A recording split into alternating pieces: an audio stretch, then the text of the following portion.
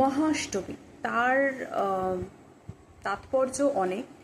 তবে মহাষ্টমীর দিন নবরাত্রির মধ্যে মায়ের 9টি রূপের মধ্যে মহাগৌরীর পুজো করা হয়। মহাগৌরী কথার অর্থ কি? মহা মানে মহান এবং গৌরী মানে গৌর বর্ণা, বা যাকে বলা হয় ওয়ান গোল্ডেন কমপ্লেক্সন।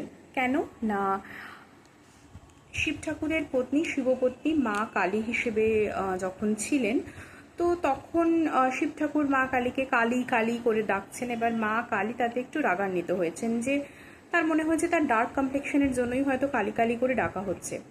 এবার উনি রাগ করেন এবং যথারীতি উনি তপস্যা করেন যাতে ওই বর্ণ থেকে উনি মানে সুন্দর হয়ে ওঠেন, বা ওই রূপে যেন তিনি না থাকেন, ঠিক আছে, এইরকমভাবে তিনি আর কি ঘোর তপস্যা করেন। তো